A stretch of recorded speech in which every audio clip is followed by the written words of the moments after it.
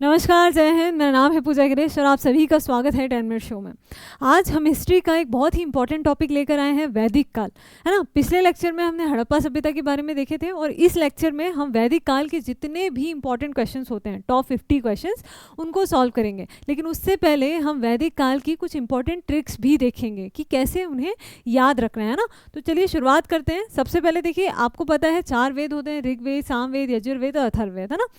उसके बाद अब हम यहाँ पे कुछ नदियों की ट्रिक देख लेते हैं। इन्हें याद करने में अक्सर परेशानी होती है, तो जो प्राचीन नाम और आधुनिक नाम ये हम समझ लेते हैं ना। तो प्राचीन नाम जो थे वो अक्सर परीक्षा में पूछे जाते हैं।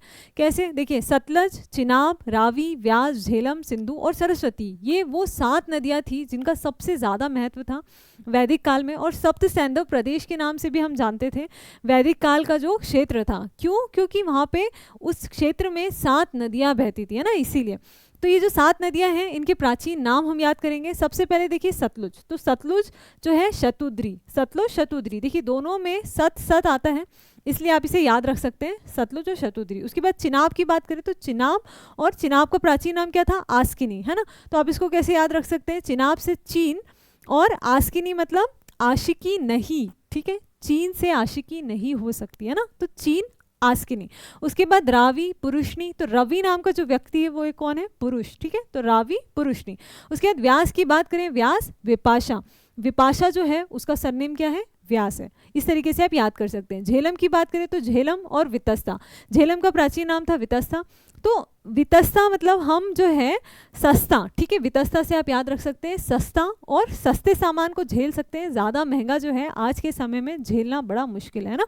तो सस्ता झेलम, वितस्ता झेलम। उसके बाद सिंधु जो है, सिंधु नदी, उसको पहले सिंध कहा जाता था, और एक नदी है सरस्वती। इसके अलावा कुछ 2-3 नदियां और हैं जिनके प्राचीन नाम आपको पता होने चाहिए, जैसे कि गंडक। गंडक को कहा जाता था सदा नीरा, है ना। तो इसके लिए आप ऐसे याद कर सकते हैं कि सदा नीरा मतलब एक पवित्र जल नीर, है ना, जो कि गंदा नहीं होता है। तो गंडक, सदा नीरा। गोमल, गोमती, ठीक है, दोनों गो से स्टार्ट हो रहे हैं, गोमल और गोमती।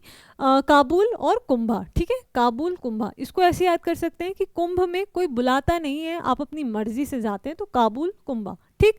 तो ये थी वो ट्रिक्स जिसके माध्यम से आप प्राचीन नाम याद कर सकते हैं। एक बार स्टिकी नोट्स में चिपका के आप कहीं लगा लीजिए, 2-3 बार में आपको अपने आप याद हो जाएंगे, है ना। चलिए अब हम क्वेश्चंस पे आते हैं, फटाफट क्वेश्चन करते हैं बिना किसी देरी के, है ना। तो पहला है कि वैदिक काल में सबसे प्राचीन वेद कौन सा था? कौन सा था? तो ऋग्वेद सबसे प्राचीन था, आपको पता होगा, है ना। इसलिए पीरियड के आधार पर भी हमने 2 भागों में बांटा, एक ऋग्वैदिक पीरियड हो गया और उसके बाद उत्तरवैदिक काल हो गया। ऋग्वैदिक काल जो था वो 1500 से 1000 ईसा पूर्व का था, और उसके बाद जो उत्तरवैदिक काल आता है वो 1000 से 600 ईसा पूर्व का काल आता है, और उसके बाद महाजनपद काल शुरू होता है ना। तो ये पीरियड के हिसाब से तो सबसे प्राचीन कौन सा था? ऋग्वेद। उसके बाद हम देखते हैं कि वैदिक काल में अर्थव्यवस्था का प्रमुख आधार क्या था? क्या था? पशुपालन और कृषि था, है ना। अर्थव्यवस्था का ये प्रमुख आधार था। इसके बाद हम देखते हैं अगला प्रश्न क्या है। ऋग्वेद में सबसे अधिक पूजे जाने वाले देवता कौन थे? कौन थे? इंद्र और अग्नि। आपको पता होगा कि इंद्र देवता का उल्लेख जो है लगभग 250 बार उनके नाम का उल्लेख मिलता है, अग्नि देवता का 200 बार मिलता है, ठीक। चलिए आगे बढ़ते हैं। अगला प्रश्न है, वैदिक काल में राजा के द्वारा जनता से वसूला गया कर क्या कहलाता था? क्या कहलाता था? तो बलि कहलाता था, है ना। बलि वो कर होता था जो स्वेच्छा से दिया गया कर होता था, है ना। कोई दबाव नहीं होता था, जनता अपनी स्वेच्छा से देती थी, ठीक। चलिए अगला है, वैदिक काल में घोड़े को क्या कहा जाता? तो घोड़े को कहा जाता था अश्व, जो कि आज भी हम जानते हैं अश्व कहते हैं। उसके अलावा वैदिक काल में सामाजिक व्यवस्था का आधार क्या था? क्या था? तो सामाजिक व्यवस्था का आधार जो था वो वर्ण व्यवस्था थी, ठीक। वर्ण व्यवस्था, ना कि जाति व्यवस्था, वर्ण व्यवस्था। और वो भी कैसी? कर्म के आधार पर, है ना। जो जैसा कर्म करता था उस हिसाब से वो श्रेणी में आता था। चलिए आगे बढ़ते हैं।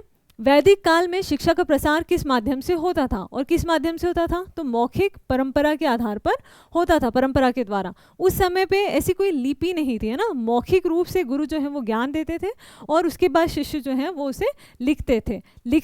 ये बाद में ऐसा हुआ है कि बाद में उन चीज़ों को संकलित किया गया, है ना। उस समय पे मौखिक रूप से ज्ञान का आदान प्रदान होता था, ठीक। चलिए इसके अलावा देखिए, अगर आप करंट अफेयर पढ़ना चाहते हैं तो करंट अफेयर के लिए हमारा एक और डेडिकेटेड चैनल है SRA करंट मंत्रा, जिसमें आपको वीकली और मंथली पूरा या फिर टॉपिक वाइज हर तरीके से करंट अफेयर उपलब्ध करवाया जाता है।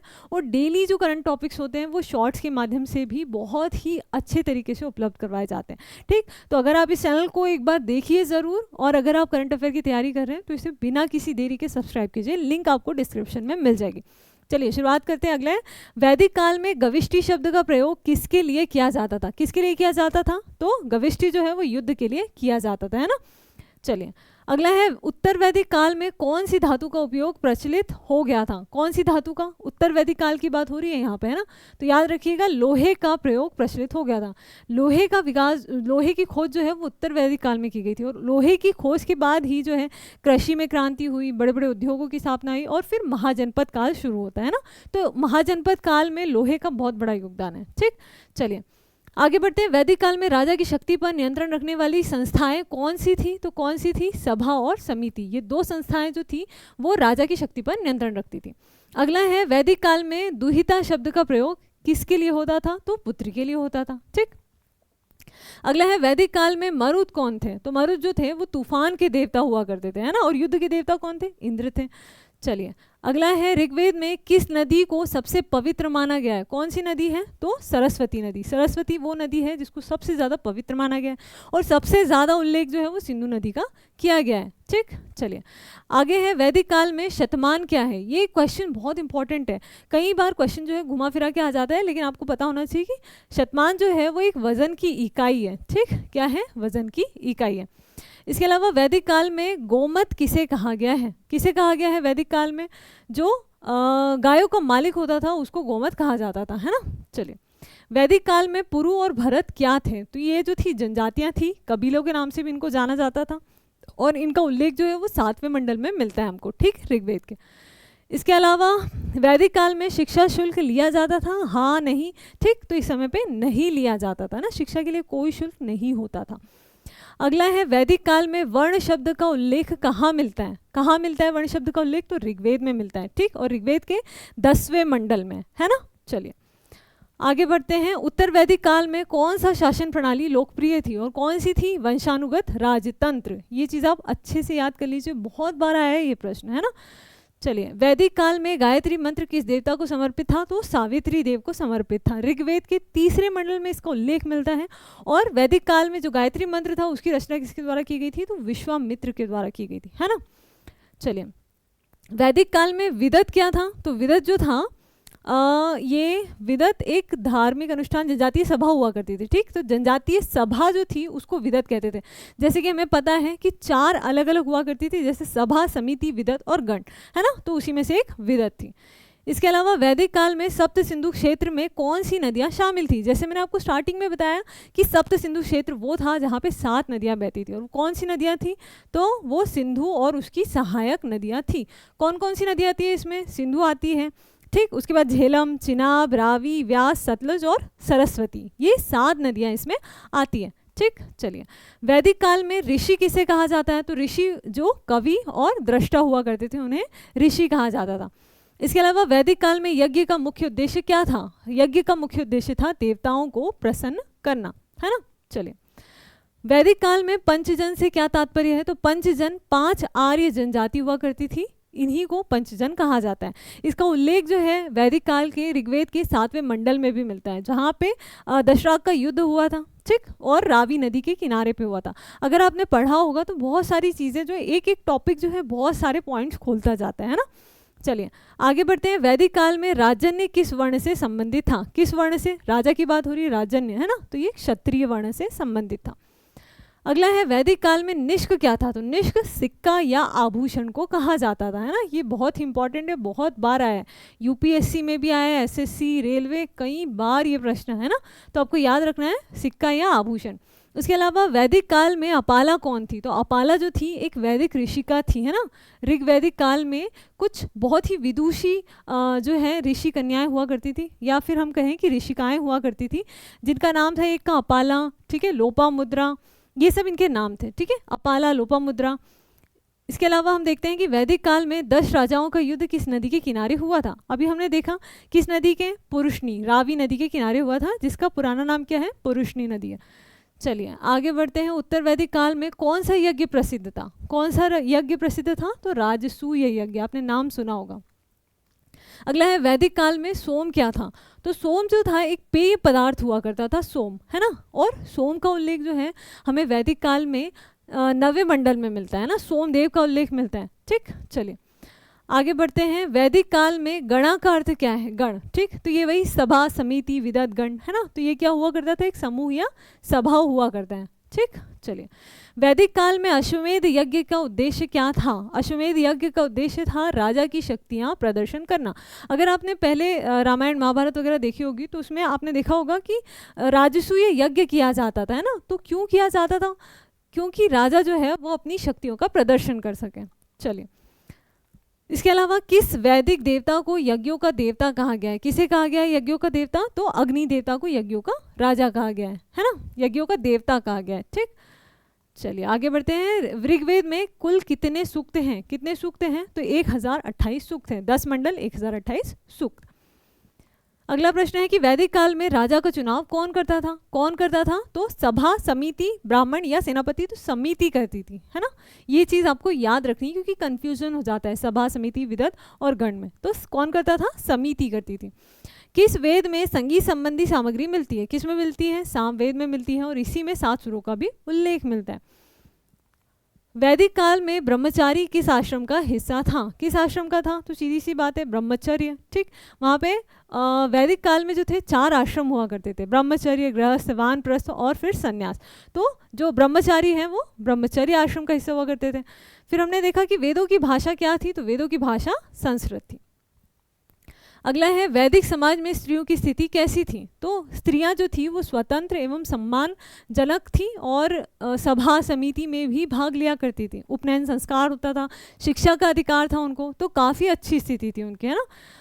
उपनिषदों की संख्या कितनी मानी गई है? तो उपनिषदों की कुल संख्या 108 है। ठीक, अगर आपने उपनिषदों के नाम सुने हो तो मांडुक्य उपनिषद हो गया, उसके बाद फिर काफ़ी सारे नाम है, कुल संख्या 108 है ना। चलिए आगे बढ़ते हैं। वैदिक काल में विवाह की कौन सी प्रथा प्रमुख थी? अगर आपने पुराने धारावाहिक देखे होंगे तो उसमें आपने देखा होगा एक विवाह बहुत प्रचलित हुआ करता था, स्वयंवर, है ना, जिसमें कन्या जो थी वो वरमाला लेकर जो भी वो वर का चयन करती है उनके गले में जाके वरमाला डाल देती है, तो वही स्वयंवर, है ना। इसके अलावा हम देखते हैं कि ऋग्वेद में किस नदी को नदीत ममा कहा गया है? ठीक है, नदीतमा कहा गया है। किसे कहा गया है? तो सरस्वती को कहा गया है, सबसे पवित्र नदी ऋग्वैदिक कालीन, है ना। ठीक, आर्य भारत में कहाँ से आए थे? तो आर्य जो थे वो आए थे मध्य एशिया से। ये मैक्स मूलर का कथन था कि आर्य जो है भारत में मध्य एशिया से आए थे।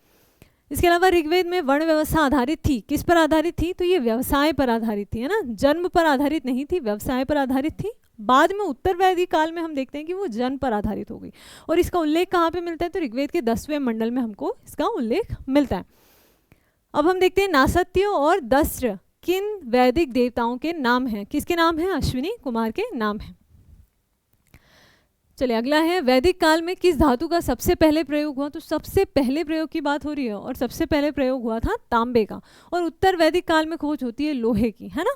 ठीक, अगला है उपनिषदों को किस दर्शन का आधार माना जाता है? और किस दर्शन का आधार माना जाता है? तो वेदांत दर्शन का आधार माना जाता है।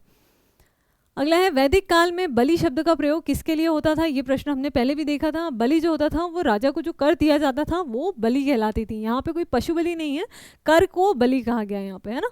चलिए अंतिम प्रश्न है कि द्रविड़ शब्द का सर्वप्रथम उल्लेख किस वेद में हुआ है? और किस वेद में हुआ है द्रविड़ शब्द का? तो ऋग्वेद में सबसे पहले, है ना। चलिए इसी के साथ आज के हमारे टॉप 50 जो सबसे इंपॉर्टेंट क्वेश्चन थे वो यहीं भी ख़त्म होते हैं।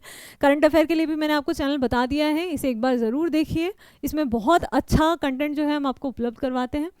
इसी के साथ आज का हमारा लेक्चर यहीं पे ख़त्म होता है। मिलते हैं फिर किसी और लेक्चर के साथ, तब तक आप अच्छे से पढ़ाई कीजिए और बने रहिए हमारे साथ। धन्यवाद।